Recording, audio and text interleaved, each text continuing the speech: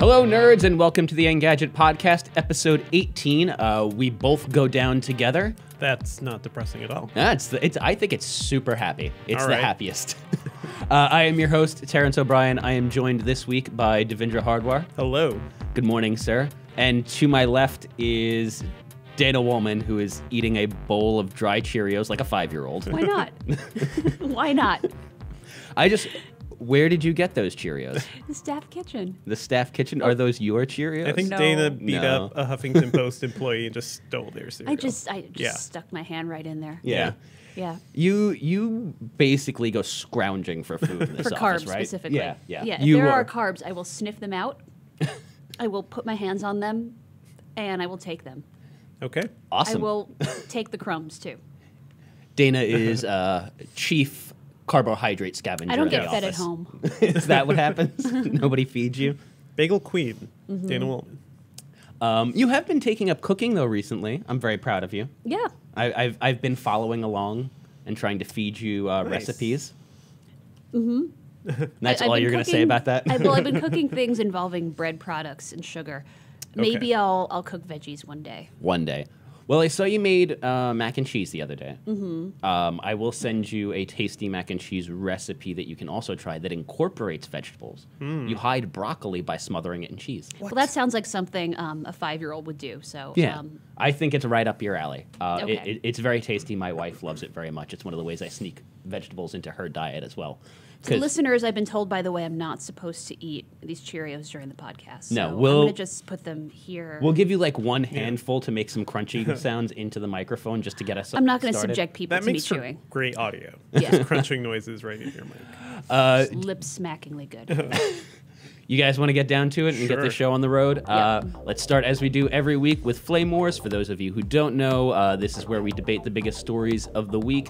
Devindra, Dana, you guys will have 20 seconds to make your opening statements, at which point I will allow a brief rebuttal and then declare a winner. And I will offer the same caveat I do most weeks, which is this is purely an intellectual exercise and not necessarily reflective of people's personal And opinions. Devindra stole all the logical positions Which before is- I could get into our shared Google document. Which is why I was offering that to begin with. Yes. Looking at our script, and Dana literally left a comment that says, "Oh, come on, Dev, with grabbing the easy ones." I mean, whoever gets to the dock first wins. Yeah, So Dana, this is that's how first it come, goes. first serve. When I tell you I'm sending out the script the night before, you should be sitting on your inbox waiting eagerly to grab those easy ones. Now you know for next time. No. This is how you win the leaderboard, Yeah. right? Which is looking more and more, by the way, like it's going to be Christopher Trout and Michael Gorman on either side of that for CES. Because it's been weighted since they've only been on a couple times too, Yeah. right? So But also because not only have they been on just a couple of times, but every time Trout comes on, he massacres Gorman. right. It's been pretty sad to watch. So I want to start with Google and their self-driving car business, which is now a business all on its own. It's no longer like an internal project. It's now a separate company called Waymo. Waymo. Okay. Waymo, which might be the worst name ever. I've seen some really terrible startup names, and they're kind of describing this as being a venture-backed startup, so they went with the most startup-y name they could find. So I'm surprised there isn't a startup named Waymo yet. So yeah, it kind of sounds like it exists already. Yeah. So I guess my question for all of you guys while I get my timer started, because I failed to do this ahead of time. Where are you? There we go. All right. So the question for you guys is, with Google making, well, Alphabet now, I suppose. Another terrible name, by the way. But whatever. Oh, this has to be their W company too, right? I think they're trying to get a subsidiary for every letter of the alphabet. Is that really a thing? I think that was a cute thing they were trying to do. I don't know if that's actually real. Oh my God, that's terrible. It's great. I mean, it's adorable, but in a terrible way. So yeah, they've been making this big deal about really making sure their projects and their subsidiaries make money. So the question is this a little early for them to have been spinning out a self-driving car business? Does this make sense? Or is this like a necessary step that they had to take at this point in time? Dana, why don't we start with you? Well, yeah, I'm just going to steal your line, or you steal my line, whatever. It is a little early. I think it's a significant, maybe symbolic move to break it out. It means the business is on its way to being a money-making venture, but that doesn't mean it is right now. All right, Devendra, your response? Yeah, it's definitely symbolic, but we're seeing Uber putting self-driving cars on the road in Pennsylvania and in San Francisco. So, like, it's getting real, and the self-driving stuff has seemed kind of like a fantasy for Google, so they need to make it real. So, my question is, for you then, Devendra, is this like... where does the business go from here then? Is this, them making that first important step to being a company that's going to start licensing this tech or building cars? Like where does it go from here? Because I figure if they're spinning it out, there has to be concrete next steps, right? Right. And so right. what are those? I mean, it depends on who they're seeing as the competition, right? Are they viewing this as like something to replace general car ownership, or are they viewing it as something that could replace what Uber is trying to do? Just give people like point-to-point travel. I could see Google making maybe some local deals to get these cars out there, just to start testing them. It'll probably be a while before we see them licensing the technology to others. And honestly, self-driving regulations have to be ironed out all over the country, right? It's only Nevada, I think, that's been kind of pushing it forward. So, this is a good first step, but mostly I think we're going to see Google's experiment a little more, maybe get more stuff actually on the street. So Dana, for you, do you think that this lack of clear regulation and sort of vagueness on the plan forward from Google specifically, or I keep saying Google and that's not necessarily appropriate anymore, from Waymo via Alphabet, God, I hate it so much, just so much. I can't wait till future startups are just like bundles of consonants, like blah blah blah. I can't wait for that. I'm gonna quit. Yeah, if that happens. That's the Rick and Morty future timeline. I've actually legitimately forgot what I was just gonna ask. I was going to ask you, yeah. That means I win, right?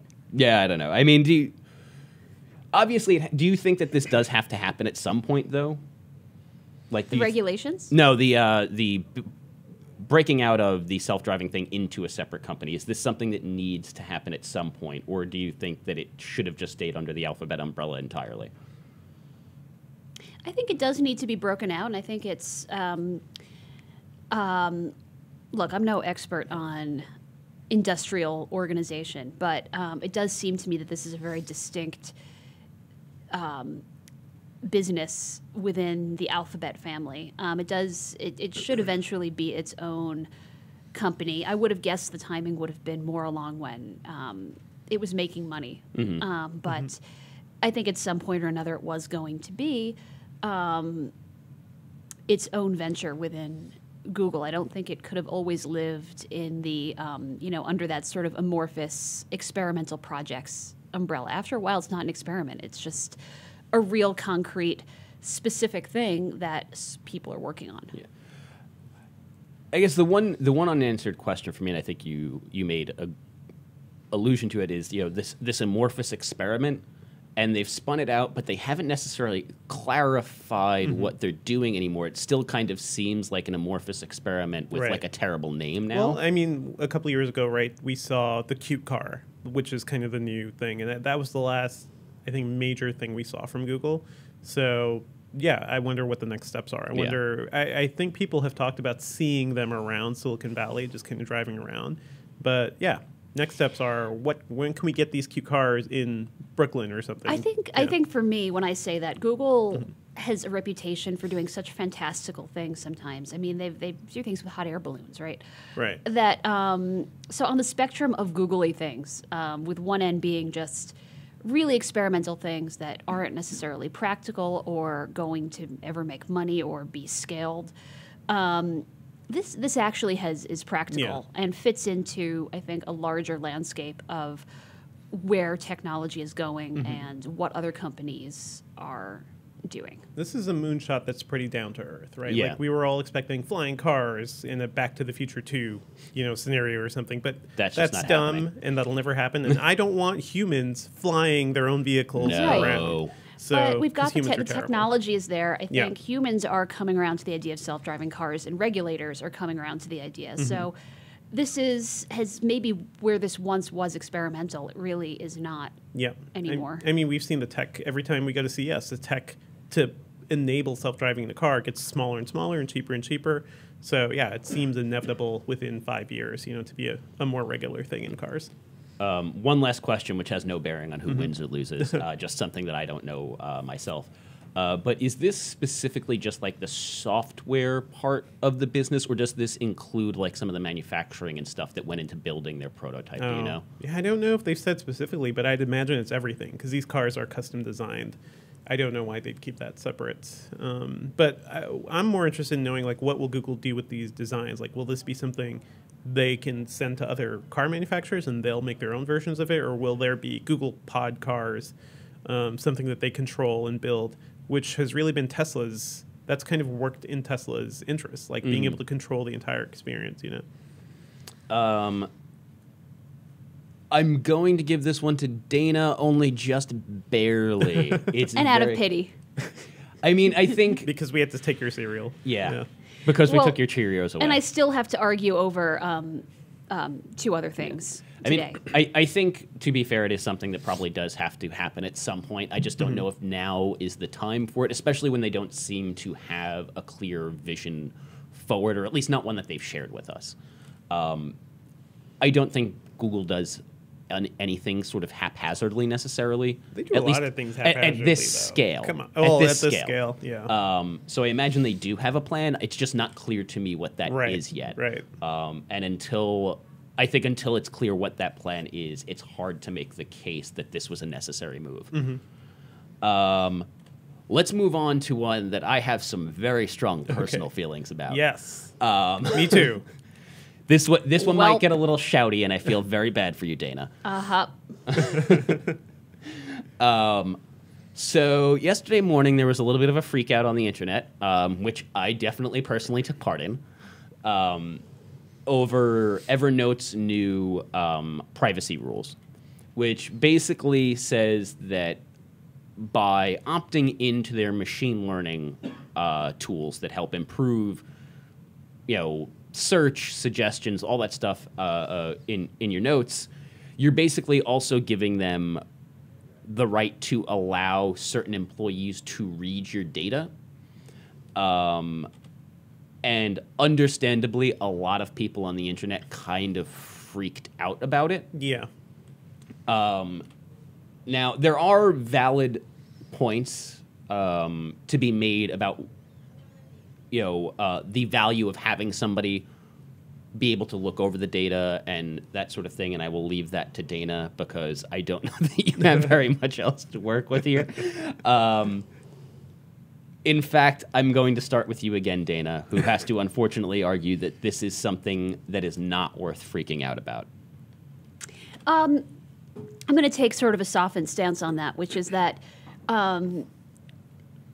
people have been, the reaction has been somewhat overblown, just in the sense that you can opt out of this so-called machine learning feature. And even when employees can access your data, a lot of the circumstances under which they do that are things like with a government warrant, which would allow other cloud services to access your data as well. Thank you, Terrence. No problem. Devendra? This seems like a terrible stance for a company that's focused entirely on storing your private notes. I know you can opt out, but you can't entirely opt out. And they're being really vague about that, too. There was another statement this morning. So, yeah, I'm annoyed. I'm a longtime Evernote user. So what was the statement this morning? Because I missed that. It was Chris O'Neill, the new CEO, just saying, we have a post on Engadget.com. We do. I should read that site once in a while. He was he kind of just reiterated the messaging, saying that these new features you kind of need to enable machine learning, and he thinks they'll be very useful to people. I don't think he really allayed our fears that this could be used for something bad. He said he personally vets the employees who will have access to notes. which is fine, but we still don't know what that is. What we do know is that Evernote is a company that's kind of been hurting for a while. They need new business models. They need new features. I'm wondering, like, whatever data they're gathering from their users at this point, like, can that be sold? Can that be used in other ways? Because all of that is really unclear. But the fact that you can't opt out of it at all, I know you can encrypt individual notes, which is fine, but it's only individual notes. You can't encrypt your entire collection of notes, or even on a notebook level, you can't encrypt everything separately. Just individual notes, So a question for you, Dana. Do you not think there's a way to leverage machine learning to improve the service without also having to allow a human being access to your notes? Absolutely. Yeah. You do think that a person has to have access to that? Then? No, I don't think a person necessarily, a human being needs to necessarily see the full note. Maybe they would see keywords or some sort of metadata, but I don't know if they need to see the full thing or know that it is, or see the identity to which those notes are tied. So I think that's part of the complaint, though, with a lot of people, and that's one of my issues, is, like, I want my Evernote to be better. Yes. Like, I want to be able to take advantage of those machine learning things, but you can't specifically opt out of letting Evernote look at your notes. You can only opt out of the machine learning stuff incomplete. Yeah. And this makes me wonder about how Evernote's been handling privacy altogether, too. Like, there have been issues where I've had missing data in notes or something, and you have to send an error log to Evernote's customer support. You look in that error log, there's information, like all the data from your note is in there, too. So, yeah, I don't know how fully secure they've been, too. Yeah, no, this is, I'm just going to give this one to you, Devindra. I'm sorry, Dana. Well, that was always the plan. So. It wasn't necessarily the plan. I mean, I was hoping... Terrence had his biases here. I have my biases. I was hoping that you would have a more forceful, compelling argument. But you I think were hoping that I was very vehemently... not vehemently... Anti-privacy. Anti-privacy. I was just hoping that maybe you had come up with a more forceful argument than I could possibly conjure in my head. And I think that was perhaps being optimistic. And this is the point in the Google Doc where I wrote in all caps, "Oh, come on, Dev, with grabbing the easy ones."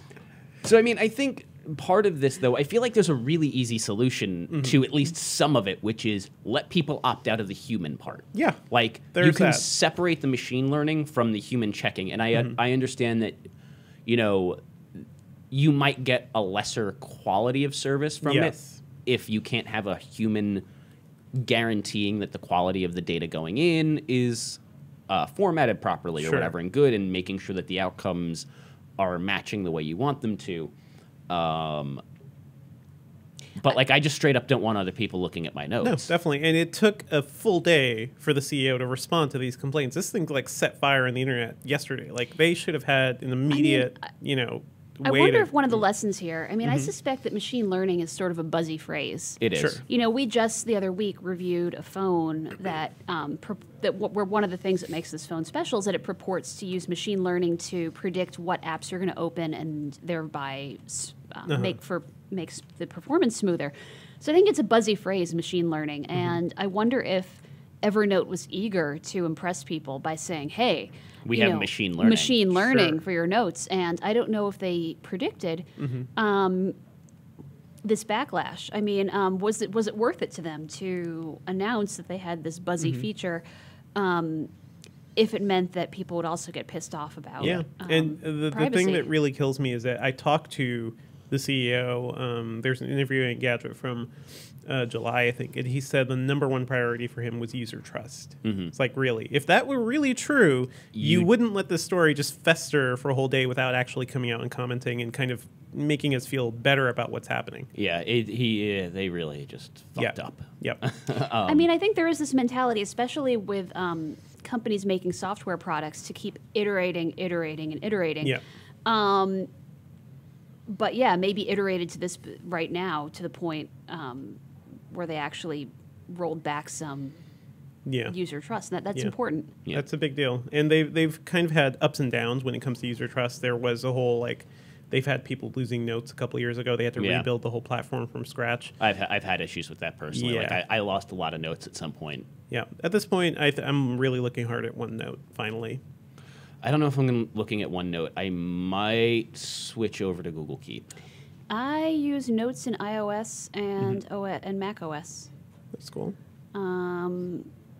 Yeah. But I record my interviews usually on Evernote. So like syncing audio, syncing video, that stuff is just super useful. Although, to be fair, I do that as well, and it is a terrible experience.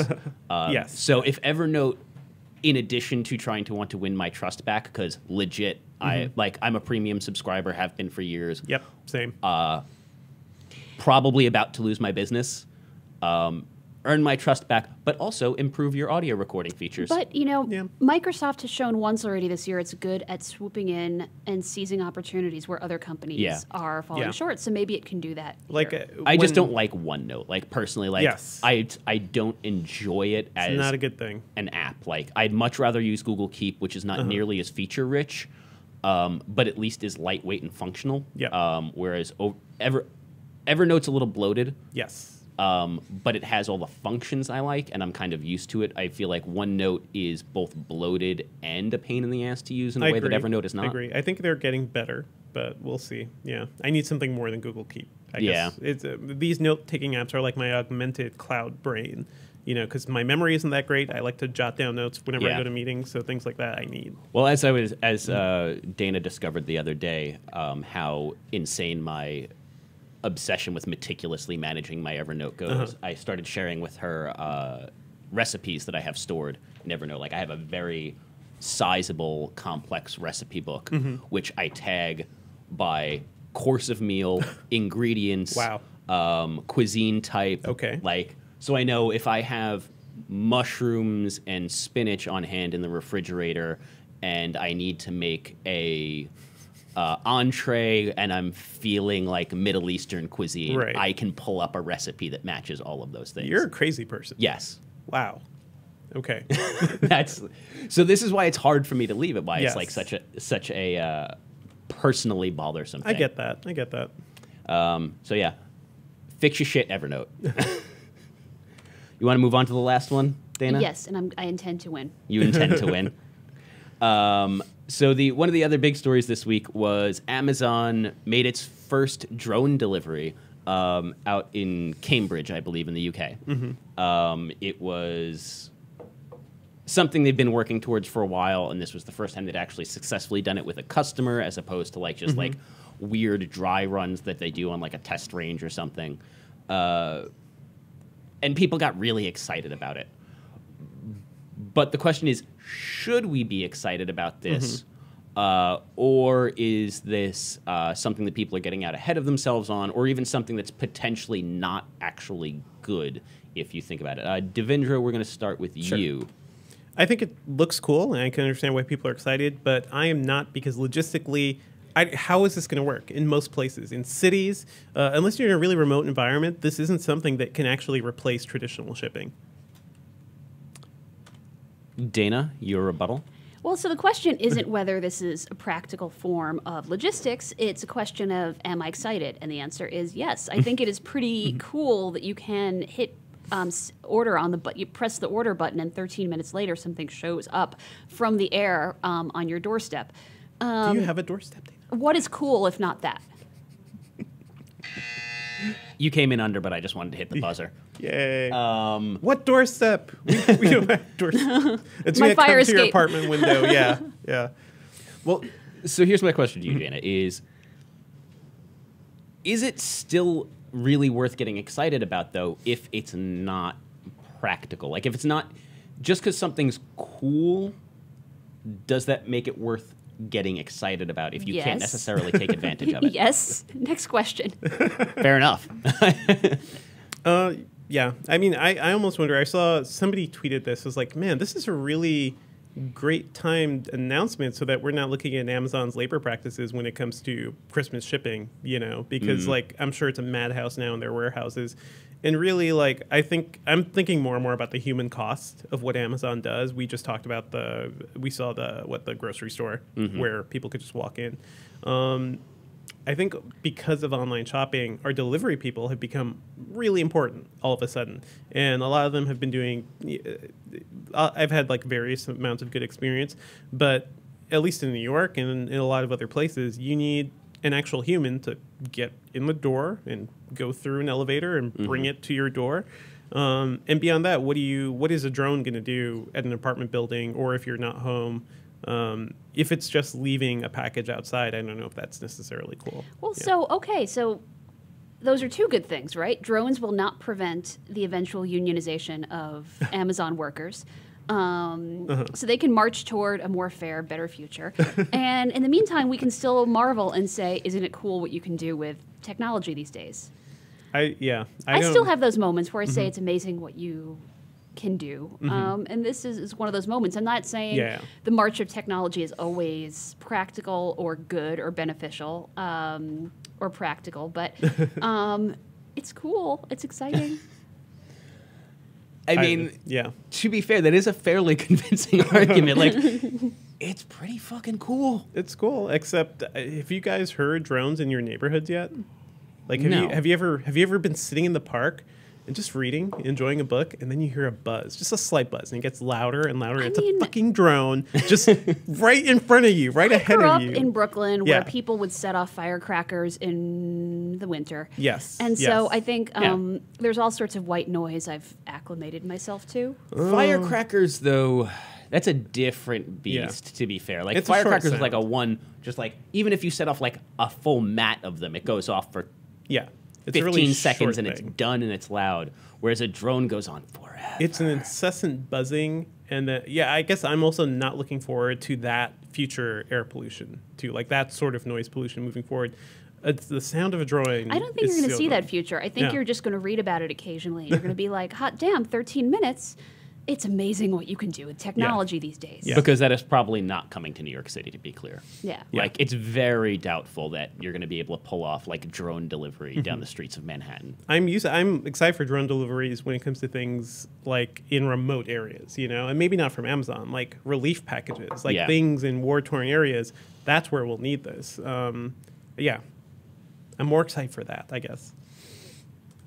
I'm going to give it to Dana because I do think, regardless of the implications otherwise, and I think you do make a good point, especially with the Amazon Go grocery shopping. Like, it seems at times like Amazon is just trying to do away with humans entirely.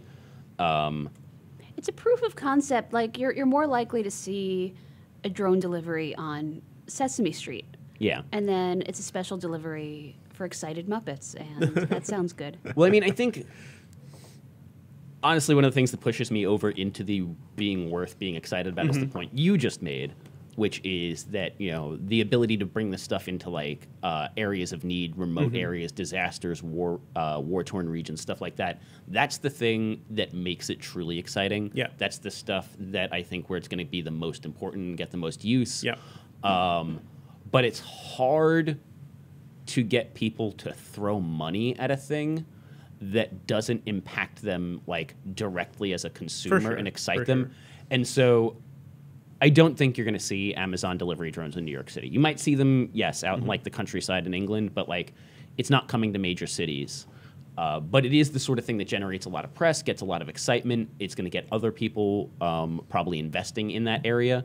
And what's going to end up happening is that technology is going to make its way into like Red Cross aid packages to like relieve people who are victims of tsunamis and earthquakes. You think the inspiration is going to come from Amazon though, and not like military deployment? Because it's the military that created drones and developed them as instruments for war, and we're already seeing situations where they're being used as instruments of relief now. Yeah. So, well, I mean, I think ultimately, yes, the inspiration and a lot of that stuff is going to come from the military. But I think public attention encourages more exploration of that and more funding of those areas, even at the government scale. Like, if you look at something like NASA, if the public doesn't give a shit about what NASA's doing, the government has an easier time cutting funding. So I think getting the public excited about drone delivery is a way of encouraging investment in that area. Now that we're getting into policy weeds. Your favorite. It is my favorite. It really is. I'm gonna completely derail this podcast one day, and we're just gonna have get like so much hate mail. Oh, I know. More than you already get. Oh, I'm so excited for my piece. Not next week, but the week after. I'm already bracing myself boy. for the hate mail. Okay. I'm pumped. I'm so excited, guys. So Dana wins 2. Devindra wins 1. That's okay. But it's good talk, y'all. It's good talk.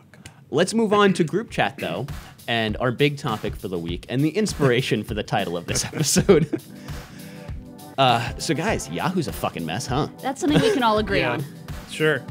There's no point in debating this. Like, Yahoo's a hot fucking mess. Wow. It's just a billion accounts, Terrence. Like, I just want to open by putting that in perspective. Uh-huh. Yeah, I The was gonna say. population of the whole planet is 7 billion people. Yes. Yep. Yep. That is 4 times the population of the U.S. too. Like what is the U.S. like 350 million or something like that? Something like that. It's Something. over 300 million. I Yeah. think it's not quite 350. I think it's a little bit less. 330 maybe. But yeah, it's I bad. could look it up. This We is have the bad. internet. Well, what? Where do we start with Yahoo? Where do we want to start? Do we want to start with the news from yesterday, or do we want to go back earlier? I mean, so the news from yesterday is that reports of hacks of over 1 billion accounts. Yeah, over 1 billion Back in accounts. 2013, we're 2013. hearing about it today. Yeah. What? Yeah. What? This is the second time Yahoo has done this, and also I don't feel too bad for our corporate overlords. Yeah, Verizon, who was in by the the way, process. Yeah. Our parent company, Verizon, is in the process of buying Yahoo for $4.8 billion. Sure. We don't have any inside information that We our don't. listeners don't. But I am going to make yet another public plea. Please don't do this. Yeah. Please don't buy Yahoo. No. How many more signs do you need? We've already asked for a $1 billion discount following earlier revelations of hacks and working perhaps a little bit too closely with the NSA.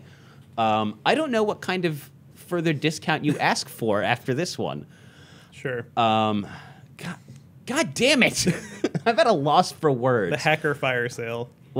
Yeah. I am not convinced that your pleas are necessary. I'm obviously not a mind reader. I can't get in the minds of the people orchestrating this deal. But if they perhaps, as a smart person would, have been looking for reasons to get out of this bad deal, this is a good way to do it. Yeah. And this the deals usually have terms for things like that too. Yeah. Like you unearth enough that you can get out of it without paying any penalty. So let's do a quick recap of Yahoo's 2016, which has been a nightmare by any stretch of the imagination, other than the being purchased for $4.8 billion by good news. Verizon, which is good news for them, good news for their shareholders. As an employee at Verizon, I'm pretty indifferent to it. I don't quite understand what we get out of the deal. It's all about ad tech, and ad stuff. We get Tumblr. Good for us. So yeah, that it doesn't have much of an impact on my life directly necessarily. But that's good for them because obviously Yahoo was struggling. It was either get somebody to buy them or slowly fade into obscurity. So getting purchased was best case scenario for them.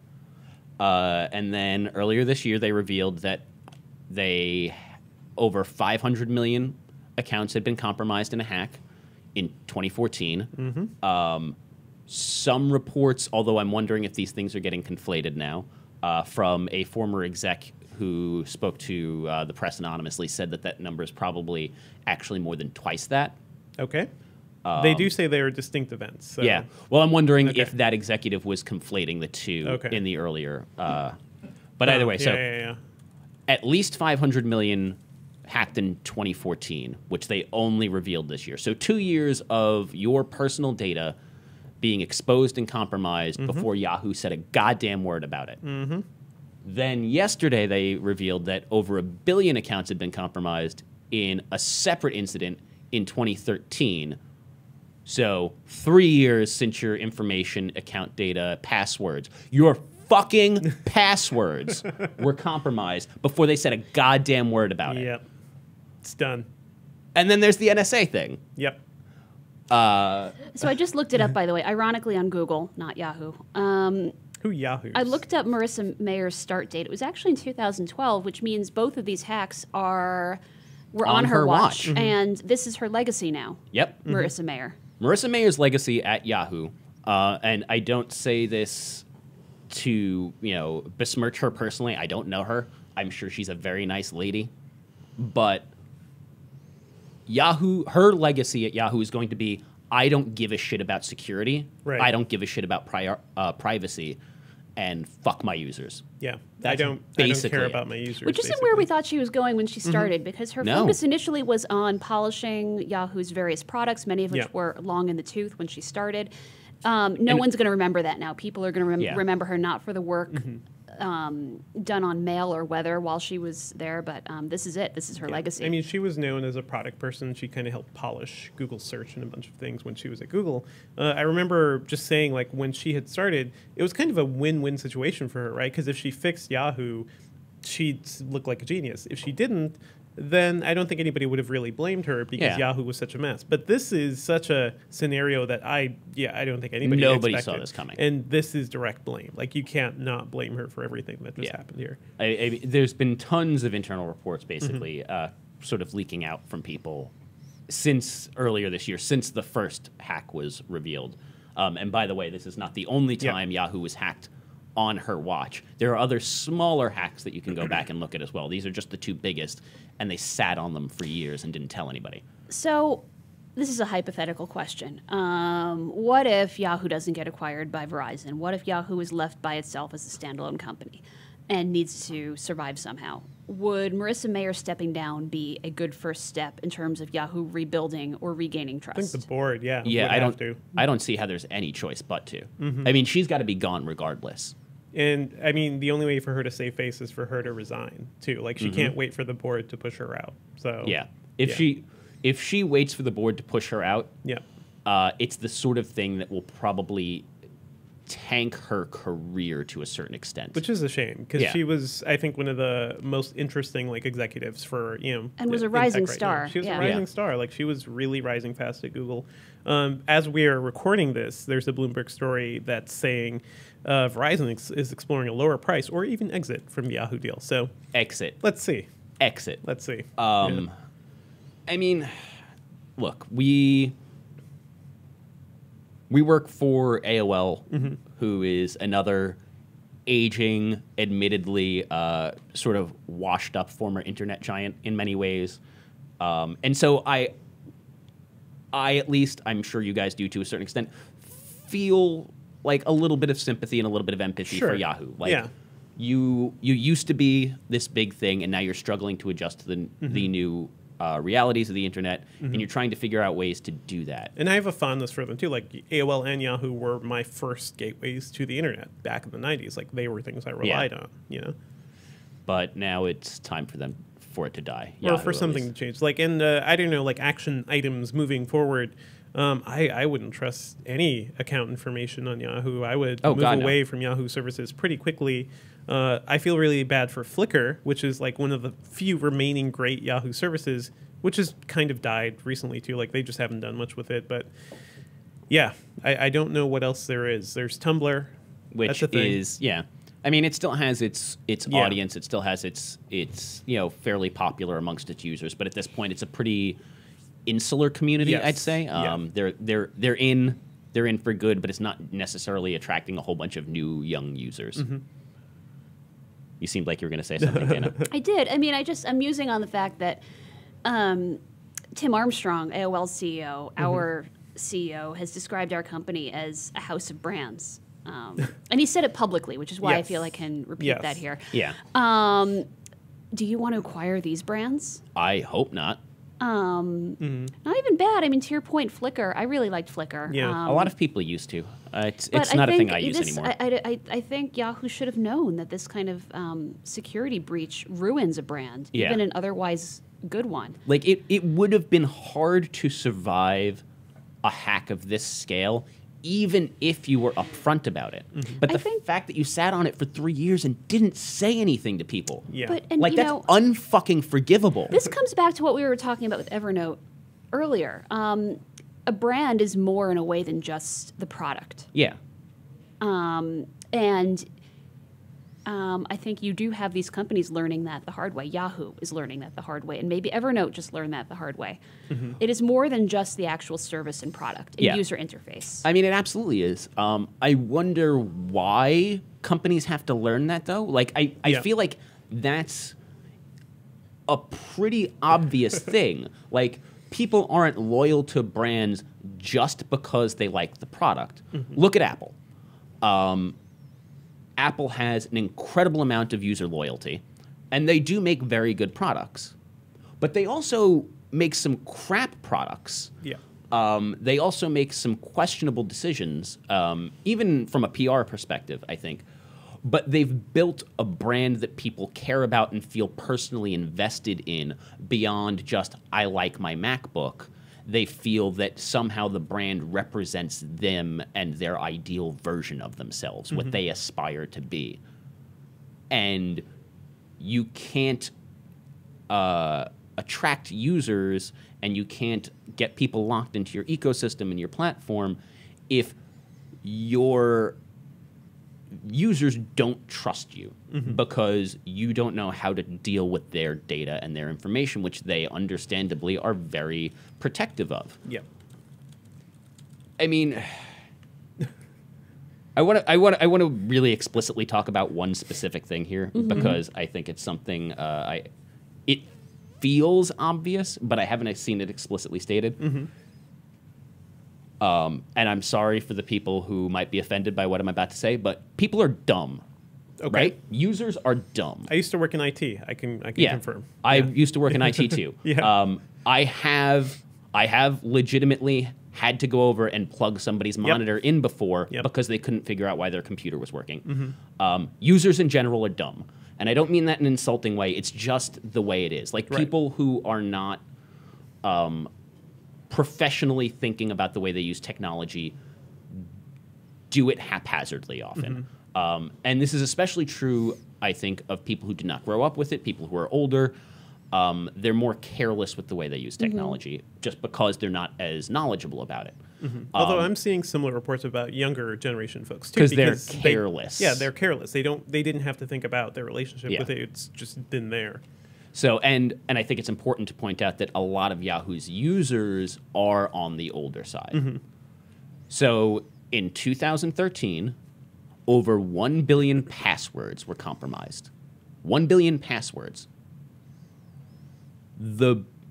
You're supposed to have a unique password for everything you use, but we all know that's not the case, that almost nobody does that, which means for 3 years, potentially 1 billion people have had their one password for everything they use out there available to somebody. That could be getting people into your bank account, into your social networks. Like, if you want to know how your social network, your Facebook account was hacked, it might not be that you were careless about clicking on a link somewhere. It might be now, actually, that they got your password and bought it from some clearinghouse on, like, the dark web from, like, a hacker, and that's how they got your Facebook account. Like, that's something that is actually reasonable to believe, and Yahoo didn't tell anybody about it. Like, didn't own up to this thing that they fucked 1 billion users.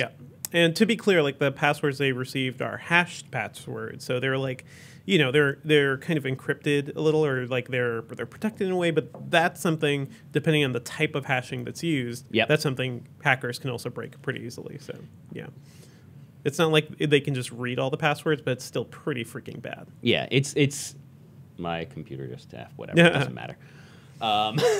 Yahoo has heard. Yahoo has heard. The executives, the higher ups, have heard me yelling and are no longer happy with me and are shutting off my computer.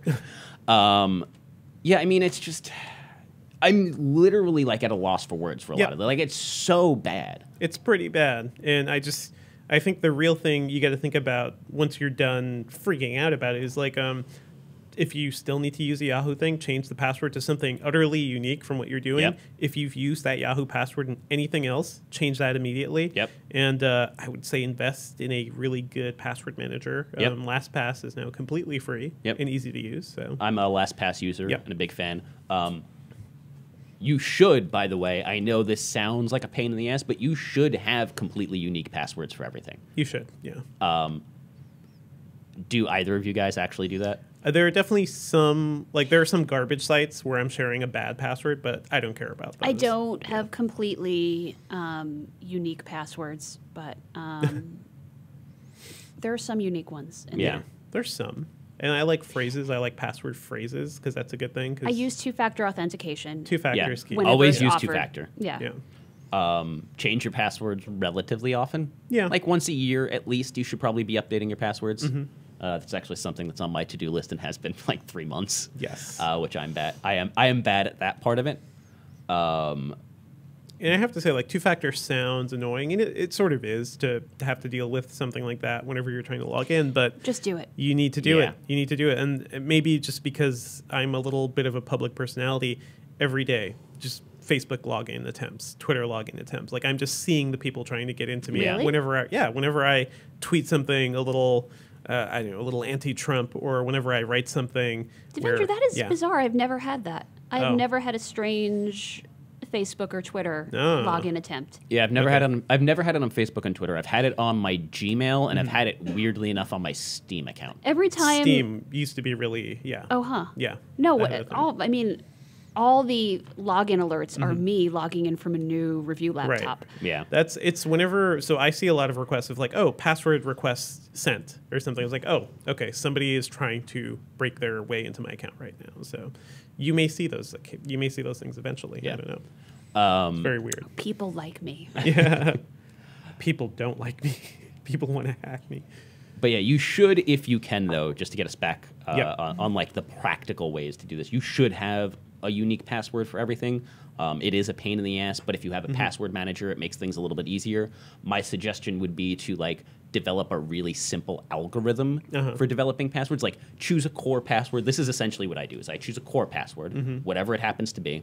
It's usually something complex with capital letters, numbers, and special symbols, and then you insert pieces Yeah. of the service that you're using. Yeah. So you pick like the third letter in the title and the date that you created the account or something. Again, Terrence O'Brien is a madman. I But yes, am. that's a good password. But like Good password. Yeah. the chances that it'll get Yep. hacked are relatively slim. If they get that one password, they're not going to get all of your passwords. And if you're using a password manager, you don't have to worry too much about forgetting it. At There- this point, I'm just going to go all in on the password manager. Yeah. Human brain is bad. You're just for going to do passwords. auto Give generate me random a garbage string, and I will copy and paste the garbage string. That's at least safer. Yeah, it is. It is safer. I did do that for a short period of time, and then the password manager I was using at the time wasn't available on mobile, Ooh. and so I needed to log into something and straight up just could not remember what it was. And I went, well, this cannot survive. That at least that doesn't happen anymore. But yeah, that could be an issue if you're like in another country and you need to like get something from your password manager. We didn't touch on the NSA thing at all. Do we want to talk about that? That's I mean that's not new, right? That's the thing we already knew. It's just Yeah, I mean, it's like- just another yeah. like fucking. It's the icing on the cake. I mean, because also we've heard so many companies try to resist, Apple especially, tried to resist working with the NSA more than they had to. And the Yahoo thing was especially disappointing because it seemed like they just rolled over. Yeah. Yeah. Well, But a they different issue still than the carelessness of exposing people's Right. Yeah, I mean, it's a data by different, accident. It's a different issue in some way, but I still think it shows it's part of something that illustrates their blatant disregard for security, privacy, and their users. They didn't tell people about the hacks for 2 years and 3 years respectively, and then just went, here, NSA, look at all of our user email.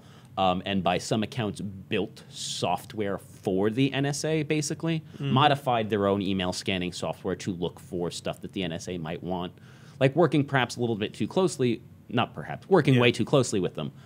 And that's troubling because that shows that they're putting law enforcement above their users. For sure. It shows that they're putting their business interests ahead of privacy and security and have basically destroyed their reputation. I mean, I know it's hard to really ask much for publicly traded companies with like, huge boards and everything. It's not like the CEO determines everything that happens in a company. But between this, like, I feel like there's going to be more of a need for tech companies, especially to have a stiffer moral backbone, especially when it comes to things like this. Like Apple really fighting against the FBI when it came to the, that iPhone decryption, like that was a good thing. But just yesterday, we haven't talked about this, but all the tech CEOs going to meet Donald Trump. And like the implications of that, should they even be there? Well, I mean, that's a whole nother conversation, I think. And we didn't, I kind of wanted to talk about it today. That would have been fun, Terrence. Come on. I think the Yahoo thing is clearly the bigger story. I think in part, though, because we don't necessarily really know what happened at the meeting yesterday. Other than that, people made faces. Everyone looked miserable, which is okay, sure. Not surprising. Not surprising. It's not like these people got along during the campaign at all. In particular, Bezos and Trump were not friendly. Yeah, but I wonder, we can't expect too much of our companies to kind of stand up sometimes and have like big moral backbones, because ultimately their shareholders, their investors, they care about profits. They care about that stuff. Which is a whole nother conversation. Yes. The problems with our form of capitalism. Yeah. Who wants to talk about the issues of shareholder funded corporations, guys? Let's go. Yeah. Just completely derail us. Yes. Yeah, I don't know. Fuck Yahoo. That's my final thought. So Yahoo's done. Let's just, let's give up on Yahoo altogether. Any final thoughts beyond that, Devendra? I wonder how quickly the "We Love Yahoo" stickers are going to disappear from our windows here at the office. Yeah, there are "We Love Yahoo" decals in the stairwells, on the doors and stuff. They've been like clearing office space for employees who might not come. Does that mean I get an office? I mean, to be fair, unresolved questions. I'm pretty sure we've started removing removing redundancies, basically. In preparation for this already. Great. Good job. So we may have fired a bunch of people for no reason. Yeah. If I still have a job tomorrow, I'm going to be really impressed. Dana, any final thoughts? I think if you get fired, it's going to be because you use so many F-bombs. Yeah, I did use a lot today. So did Devendra. Yeah. I used one, but as I will say, our bosses are all about the F-bombs. Yeah. So I blame them. The first person to drop an F-bomb on this podcast was Christopher Trout. I think it was me. No, actually, it was definitely Christopher Trout. Chris Trout was the first F-bomb dropped on the podcast. I think we were trying really hard not to do that. And then the floodgates. I mean, that was also his instructions were swearing is fine, try to avoid the F-bomb. He came on the show for his first time and within 5 minutes dropped an F-bomb. So there you go. I may have cursed more than he ever has on the show before today, but still, he opened the floodgates. I blame him. Normalizing behavior. That's how it works. I might also I'm also amazed I haven't gotten fired for trolling our parent company on Twitter yesterday. But yeah, that's all I've got. Devendra, where can the fine people find you on the internet? Oh, you can find me on Twitter at Devendra, and I have a movie podcast at slashfilm.com. We just reviewed Rogue One, which is pretty good. Right. He's seen Star Wars and you haven't. Yes. Humble brag. Humble brag. Dana, where can the fine people find you? I am Dana Wollman on Twitter with no space. Please do not try to hack my account. You can't get in anyway because I have two-factor authentication. Oh, yeah. That sounds like a dare that people are going to take you up on. Nope. I am at Terrence O'Brien, lots of E's, no A's, as I say every week. We want to hear what you think. We want to keep this conversation going after the show ends, so please feel free to hit us up on Twitter. Just don't hack Dana. You can also email us, podcast@engadget.com, or hit us up at Engadget Podcast on Twitter. Normally, I have a comment of the week for you. I do not this week, just because fuck Yahoo. Yeah, don't hack me, bro. That's my comment.